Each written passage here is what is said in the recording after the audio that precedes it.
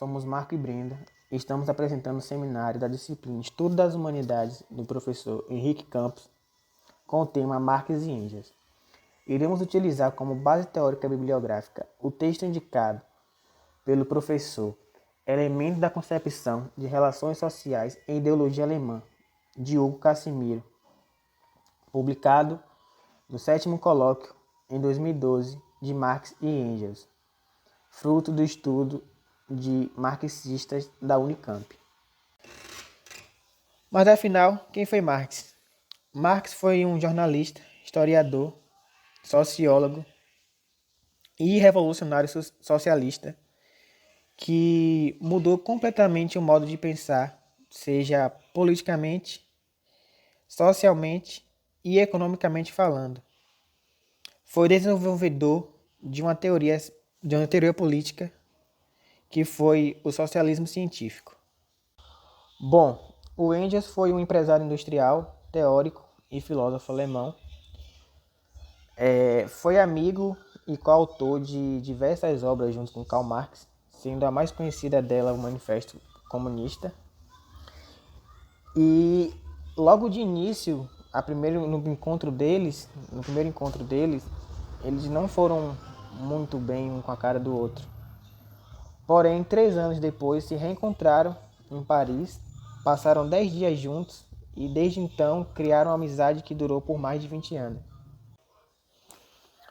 A Ideologia Alemã é um dos livros mais importantes e influentes da dupla Karl Marx e o Engels. É um livro que tem como principal objetivo mostrar o rompimento com o pensamento hegelionista e fazer crítica aos mesmos, principalmente ao pensador e filósofo Feuerbach. O livro também é marcado muito pela fase mais intelectual do Marx. Agora a Brenda vai falar um pouco sobre o texto do Casimiro. Olá, eu sou Brenda Neves, estudante do BI de Humanidades. Antes, vamos ver quem foi o Hugo. O Casimiro, ele é licenciado e bacharel em História. No período que ele escreveu esse texto, ele ainda estava fazendo mestrado. E o mais importante sobre ele é que o recorte de estudo dele é as relações de sexo e gênero. E aí a gente vai entender o porquê desse texto nesse recorte. Bom, o texto ele é dividido em algumas partes elementares, além da introdução. A primeira parte, ele faz uma análise das relações sociais na história, conforme Marx e Engels. A segunda parte fala das relações sociais no capitalismo, que foi o que Marx e Engels mais pesquisaram. Depois, ele vem falando sobre as relações humanas, as relações sociais e a emancipação humana, chegando nas relações sociais e a pesquisa. Então, ele cumpre todo esse trajeto para entender um pouquinho dessa concepção, desses elementos essenciais. Bom, antes de adentrar no texto em si, eu gostaria de falar algumas informações que o autor traz ainda na introdução. O que é que acontece? Ele fala que a compreensão de Marx e Engels, ainda com eles vivos,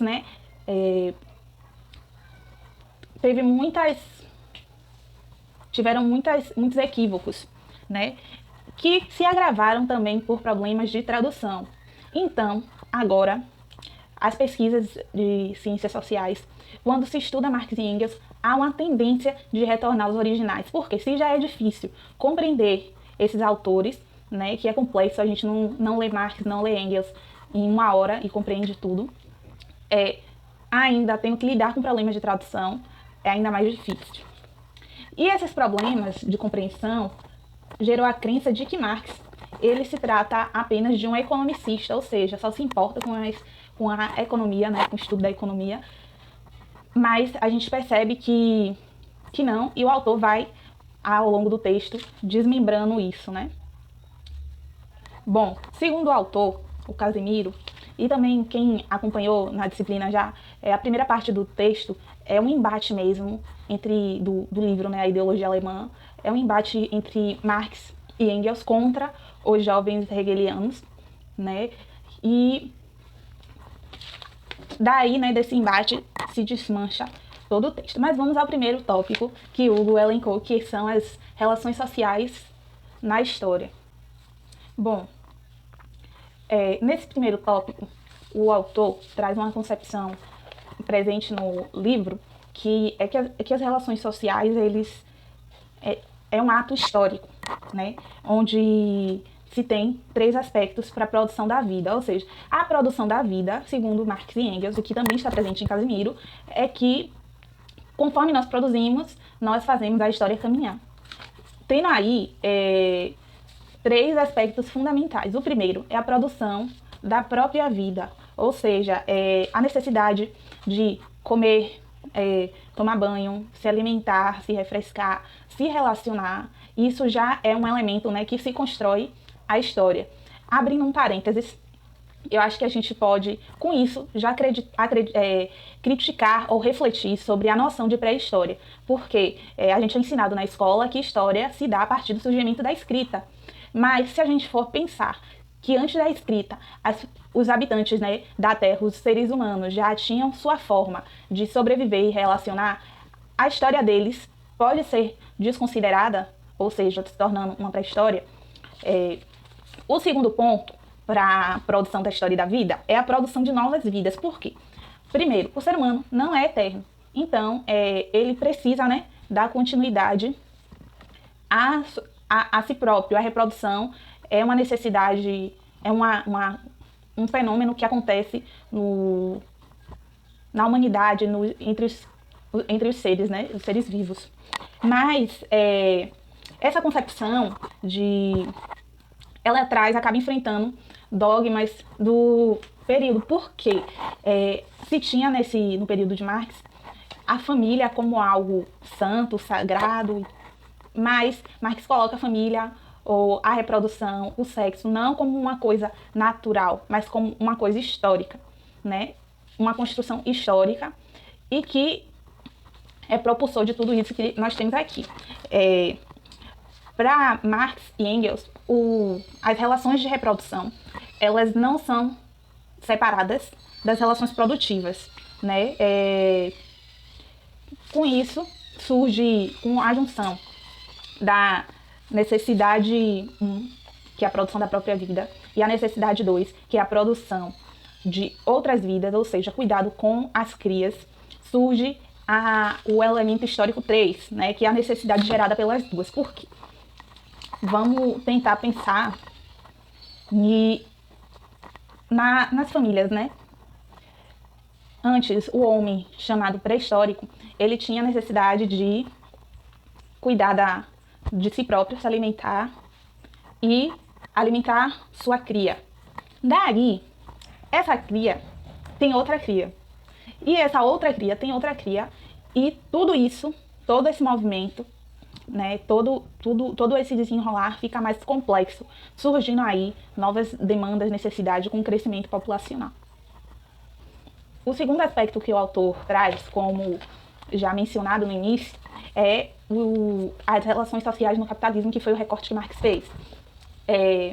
Para Marx e Engels, as relações de produção da vida, lembra lá as 3 relações: produção da própria vida, produção, né, a reprodução, que é a produção de novas vidas, e o terceiro, que é a necessidade de suprir as 2 anteriores. Elas não ficam estáticas, ou seja, pensa numa espiral que cresce, né, vai rodando e cresce, crescendo. Então, o autor, dessa necessidade, dessa complexidade que se foi gerando ao longo da história, surge aí o capitalismo, né, que é uma forma de um sistema econômico baseado no lucro, né, e na acumulação de bens e capital financeiro e tal. Mas, para se conhecer, né, para se acabar, para se dar fim ao capitalismo, é necessário conhecê-lo. Por isso que Marx e Engels, julgando essa forma de comandar e governar e gerir a economia, né, sendo prejudicial, eles resolvem estudar para entender como funciona e assim ser possível superar. Bom, ainda no modo de produção, o autor traz que, conforme Marx e Engels, o modo de produção é um reflexo, né, de como os indivíduos vivem suas vidas. variando, né, conforme cada indivíduo. De maneira bem simplista, a gente pode pensar em duas crianças, uma que foi criada sem acesso à internet, a computador, a dispositivo móvel, né, só ouvindo falar ou vendo raramente na casa de algum parente. Pronto. E uma segunda criança que foi criada no meio de toda essa tecnologia de inteligência artificial, iPhones, smartphones, tudo isso, né, que a gente conhece. Colocando essas duas crianças no mesmo espaço com um computador simples de mesa, a forma como eles vão operar aquele dispositivo e se vão operar, como eles vão lidar com aquilo, depende de suas vivências, né, individuais. Bom, ou seja, como os indivíduos produzem dependem das suas condições materiais. Com isso, a gente consegue perceber que as relações sociais, com o modo de produção, tem um movimento de troca, ou seja, a gente tem necessidade X, legítima, né, alimentação, e a gente produz, né, vai lá, planta um pé de maçã, colhe uma maçã e se alimenta dessa maçã. Desse processo surge uma necessidade Y, que é a gente sempre ter maçãs para se alimentar. E nisso vai criando-se uma bola de neve, né? Então, a gente pode perceber aí que é nítida essa relação de troca. Então, ainda indo mais distante, para Marx e Engels, as relações sociais são apenas reflexo de como as pessoas produzem a própria vida. Fechado esse ponto, o Casimiro traz para a cena do debate os elementos das relações sociais e a emancipação humana. Por quê? A superação das relações sociais de produção, né, não produção das necessidades elementares, mas de produção, agora no capitalismo, para gerar lucro é necessária, porque ele vai possibilitar o indivíduo ser realizado consigo mesmo, né, não ficar preso a esse modo de produção. Temos que produzir tanto, tanto e tanto, para ter as necessidades básicas enquanto geramos lucros para terceiros. E esse processo é o que é transformação, atacando assim o discurso dos jovens hegelianos, que acreditavam que só no pensar, ou no pensar positivo, né, como os good vibes que a gente conhece, causaria uma mudança. Bom, e por fim, chegando na pesquisa, né, as relações sociais e a pesquisa, a gente consegue perceber esse método, materialismo histórico dialético, atual. Por quê?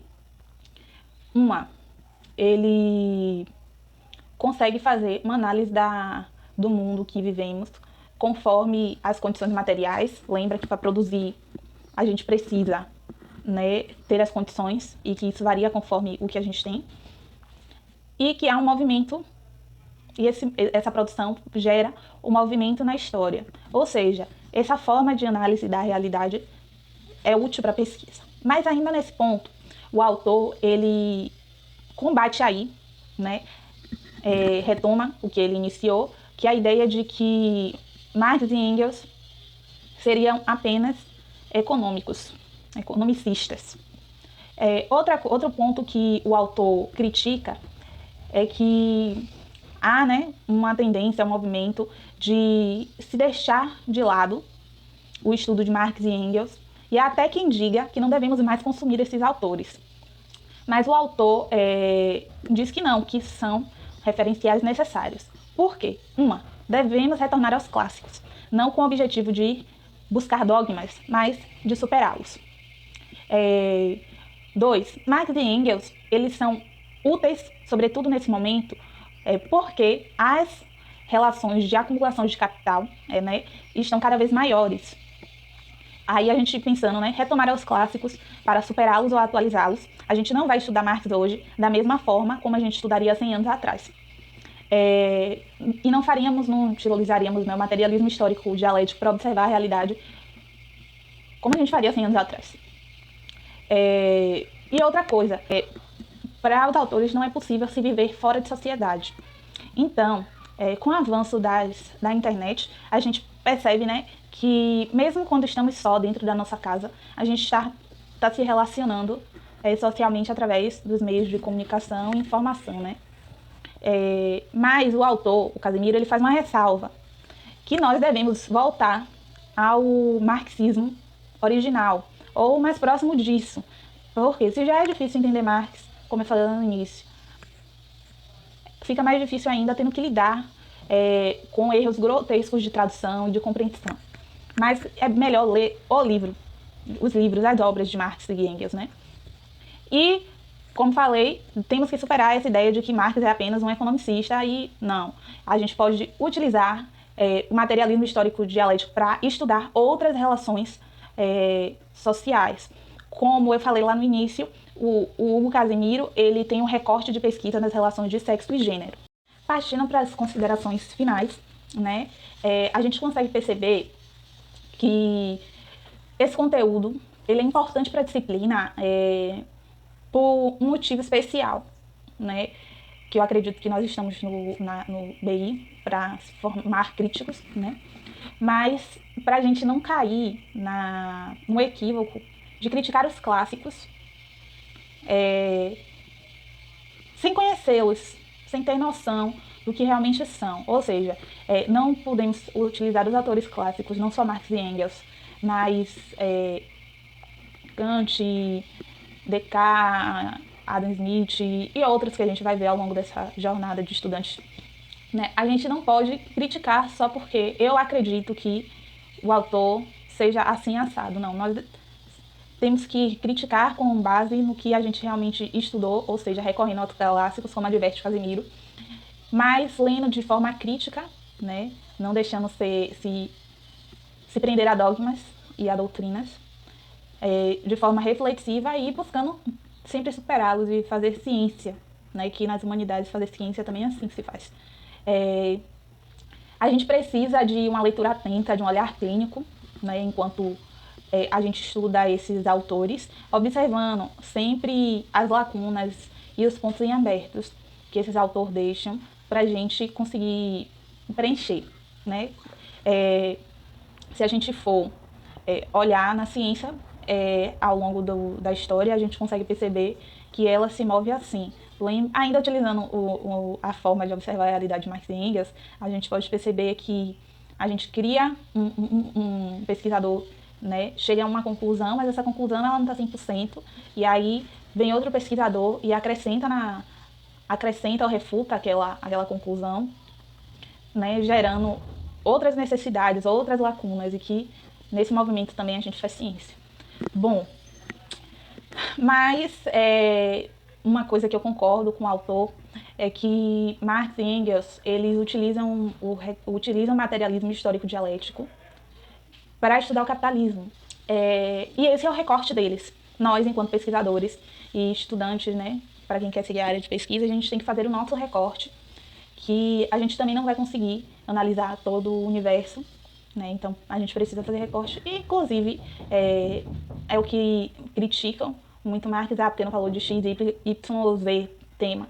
Com certeza, Marx e Engels, eles não falaram desse tema porque se precisa para estudar, fazer um recorte, porque Deus só deu, né, para quem acredita em Deus, uma cabeça pra gente colocar tanta coisa. E nós, estudantes de humanidades, estudantes sobretudo, temos que ter o compromisso com o mundo ao nosso redor, um compromisso honesto, né, no que diz respeito a estudos, mas não se colocar como jovens hegelianos, criticando tudo, né, e como o próprio Marx e Engels falam na ideologia alemã, criticar a fraseologia com outra fraseologia. No mais, eu acho que é isso. Espero que a minha explicação tenha sido compreensível, né, considerando toda a dificuldade que foi construir e entender esses autores, porque, como eu falei, não são autores simples, que a gente baixa o olho e entende, né, mas é isso. E boa aula para vocês. Na dúvida, recorram à ideologia alemã e ao texto de Hugo Casimiro.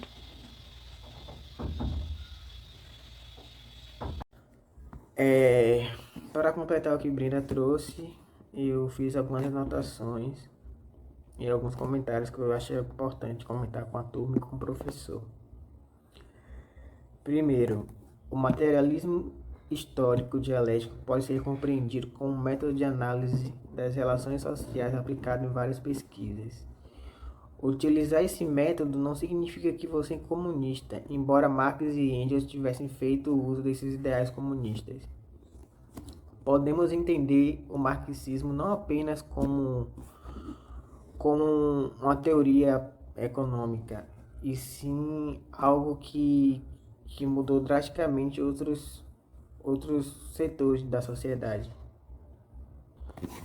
E também as relações sociais são influenciadas pela produção do meio que as pessoas vivem. E por último, não mais importante, que o marxismo continua sendo atual até os dias de hoje. E por último, eu gostaria de recomendar um filme que tem na Amazon para o pessoal assistir, se puder, se tiver interesse, que se chama O Jovem Karl Marx. E é isso. Queria agradecer a turma e ao professor.